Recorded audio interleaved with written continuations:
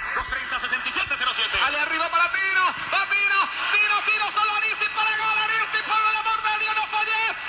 Petito, arriba, ¡golazo! ¡Golazo! ¡Gol de Nacional! Hey everyone, welcome to Soccerpedia, soccer's newest podcast. I'm your host, Kai Uchimura, also known as Coach Kai. This is the fourth episode of the podcast, and for this episode, we will take a look at Pablo Escobar, who is arguably the most well-known drug warlord of all time, who is in charge of the Medellin cartel out of Colombia. And at their height, about 80% of all cocaine trade in the United States was run through by Pablo Escobar and his cartel. It has been said that his net worth before his death in 1993 was roughly $30 billion, which would be close to $60 billion adjusted for inflation in 2020. We will take a look at his role with Atlético Nacional, which is a professional team playing in Colombia's top division, Categoría Primera A. Atlético Nacional has consistently, in the recent years, been one of Colombia's strongest teams. That was not always the case. The club was founded in 1947. They won their first title in 1954, but throughout the 50s and 60s, the team went through financial trouble, to the point where they merged with their arch rivals Independiente Medellin for a little bit. It would not be until 1973 till their next taste of a championship. Things started to look for the better during the 1970s. They hired legendary coach Osvaldo Zubeldia, who had an extensive coaching career in Argentina and was known for his emphasis on work rate and high expectations of physical fitness. He also had coaching tactics that were revolutionary at the time, of playing offside traps and tactical fouls to stop counterattacks, which are now, of course, universally known and implemented. They consistently finished towards the top of the table and even won the championship again in 1976. Unfortunately, Coach Zubeldia died of a heart attack in 1982 at the age of 54. After his death and the departure of several key players, Atlético Nacional was struggling to stay competitive, which caused frustration among supporters. In 1987, they appointed former Colombian international and Atlético Nacional defender Francisco Maturana, who was seen as the next promising Colombian coach. Colombia as a country was going through economic and financial trouble throughout the 70s and 80s. It was even considered to host the 1986 World Cup, but this, of course, was during the height of the cocaine drug epidemic, so Mexico was chosen to host that year's World Cup. And this is where Pablo Escobar comes into the fold. A son of a farmer and teacher outside of Medellin, he was raised in a lower-class middle family and would struggle to make ends meet. He was determined not to go through financial hardship. He was decently educated. He did go to college before dropping out due to financial trouble, and so he turned to crime to make his fortunes. Whether it was through selling fake products, lottery tickets, smuggling, kidnapping, you name it, he has done it. Once the drug culture kicked in and the United States was in high demand for the drugs, he knew this was an opportunity to strike gold. With that, he founded the Medellin cartel. He lived lavishly through his petty crimes earlier. He was already a millionaire by the age of 23. His own net worth quickly rose to the billions. The American and Colombian government were on to him. He needed a way to clean his money, and soccer was his chance to hide the money. This phenomenon of drug lords investing in soccer teams in Colombia and other parts of Latin America became known as narco football. Pablo Escobar invested his money towards Atlético Nacional, and they suddenly became the powerhouse team in Colombia and throughout South America. They were able to pay their top players from leaving and recruited quality players outside of Colombia. And they also had great Colombian national players such as goalkeeper René Higuita, center back Andrés Escobar, midfielder Leonel Alvarez, and longtime captain Alexis Garcia. With drug money being poured into Colombian soccer, this transformed and improved the quality of the game in the country. Pablo Escobar even built soccer fields and facilities in Medellin's poorest neighborhoods. In the eyes of authorities, Escobar was the enemy, but to the poorest people of Colombia, he was seen as a hero, a Robin Hood of sorts. Colombia was essentially ran by drug lords. The politicians were either too afraid of retribution coming their way if they tried to crack down on the crime, or they were paid to ignore and to keep quiet. However, not everyone was willing to go down without a fight. One of Escobar's critics was Colombia's Minister of Justice. Similar to the role of U.S. Attorney General, this man's name was Rodrigo Lara Bonilla. He was determined to get drug money out of soccer, but because of his outspokenness, he was assassinated in 1984 by the orders of Escobar.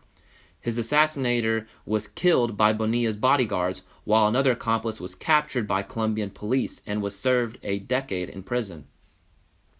So, Colombia's government is scratching its head on what to do. They were essentially powerless, and the drug lords basically did what they wanted. Then, a local success story took a tragic turn this morning.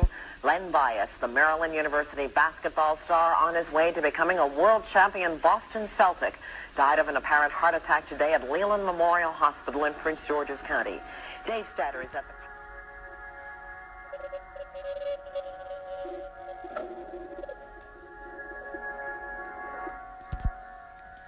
Len Bias, who is a college basketball standout at the University of Maryland, was drafted by the Boston Celtics in the NBA and was poised to become a star player. He died of a drug overdose, and this really shined a light on the cocaine epidemic in the United States, and this really kicks off the United States' war on drugs campaign. Weeks after Bias's death, the United States passed laws that stated any drug lords shall be extradited to the United States. These new and strict laws would undoubtedly put Escobar and other cartel bosses on edge. With these new developments, Escobar was already well aware that the foreign countries might start enacting harsh punishments on drug cartels, that he decided to try and to stake a place in government and become a politician, because he would be given diplomatic immunity so that he could not be risked getting extradited to the United States under Colombian law. He was elected as an alternate member of Colombia's Chamber of Representatives in 1982, but was faced with strong opposition and pushback from fellow members that he had to step down, especially by Luis Carlos Galan, by questioning where Escobar was getting his money and how he was able to live such a lavish lifestyle. Galan would later be assassinated in 1989 by assassins of drug cartels while running for president. 1989 was a strong year for Colombian soccer because Atlético Nacional, which was still funded by Escobar, won the Copa Libertadores by defeating Paraguayan side Olimpia. They lost the first leg 2-0, but miraculously won the home fixture 2-0, and it was down to penalties. And René Higuita was a hero of the shootout by scoring a penalty and saving 4 shots, and Nacional won the penalty kick shootout. The players were all invited to Escobar's mansion called Haciendas Nápoles and partied hard. While things were rosy and sparkly for Atlético Nacional in Copa Libertadores, the same cannot be said for the Colombian Premier League of the 1989 season, which was suspended because a referee Alvaro Ortega was assassinated in his hotel room. This was after a match between Independiente Medellín, which also received money from Escobar. They had a game against América de Cali. Medellín lost this game, and it was rumored that the game was fixed for América de Cali to win, which Escobar was highly upset about, and he ordered the execution of the referee. This put the league and the country at a standstill. Escobar also tried to assassinate Colombian presidential candidate Cesar Gaviria by planting a bomb aboard a plane. However, Gaviria was not on the plane, and the bomb exploded, killing over 100 people, including 2 Americans, which resulted in President Bush 41's administration to try to extradite Escobar to the United States. Escobar continued to do his work, as he once said, "A grave in Colombia is better than a jail cell in the United States." In the early 90s, the Colombian government had changed an important law in its constitution which banned extradition completely. Escobar struck a deal saying that he would give himself up to Colombian authorities and seize all criminal activity in exchange for a reduced prison sentence. and he was to serve in a prison called La Catedral, which he built himself with a lot of amenities. So it was essentially house arrest, and Escobar hired his own prison guards. Inside prison, Escobar continued to operate his drug empire, but the continued criminal activities prompted Colombian government to move Escobar to a more strict prison. When Escobar heard about these developments, he went on the run before the army was able to storm La Catedral. Meanwhile, Colombian soccer was doing very well in the early 90s. Their U17 national team won the South American Championship. They also qualified for the 1994 World Cup, the first time in which they have qualified for back-to-back World Cups. Colombia topped their qualifying group by handily defeating Argentina 5-0 in Buenos Aires in September of 1993. And only a few short months after, Pablo Escobar was killed by Colombian authorities while on the run. During his time on the run, his power and influence started to wane, and with his death, the smaller drug lords became their own bosses, leading to a free-for-all in the country. After his death, Colombian soccer was in the spotlight for performing very well in the lead-up to the 1994 World Cup. Expectations were very high that even the legendary Pelé thought that they could win the World Cup. However, they suffered a 2-1 defeat to the host nation, the United States. During the game, defender Andrés Escobar, who is of no relation to Pablo Escobar, scored an unfortunate own goal. This is seen as one of the most tragic stories of soccer. The loss practically eliminated Colombia in the group stage. Andrés Escobar returned home to Medellin. He was once a part of Atlético Nacional, which was the club that Pablo Escobar invested money into. Andrés Escobar was shot and killed in Medellin, with the killer allegedly shouting "Goal" after each bullet was shot. Allegedly, there was an argument between Andrés Escobar and he apparently ran into some drug criminals in Medellin.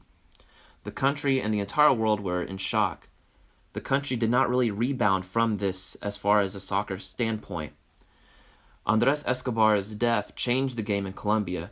Many of the top players were looking for a way out of Colombia in order to potentially avoid a life-or-death situation. The violence and corruption from drug lords affected the standards of Colombian football greatly, and it would not be until the 2010s until Colombia would experience another golden generation. They made it to the quarterfinals of the 2014 World Cup and round of 16 in the 2018 World Cup. Undoubtedly, Pablo Escobar's money had huge influence in Colombian soccer. He has a mixed reputation depending on who you ask. One thing is for certain, that Pablo Escobar lived under constant fear and ended up getting shot. He had an interesting and an intense life, but I don't envy it personally. That is it for today's episode. Thank you very much for listening and tuning in. Hope you enjoyed this topic. If you enjoyed this podcast and this episode, please click the like and subscribe button, as well as commenting on what other soccer topics you want me to cover in the near future. Until next time.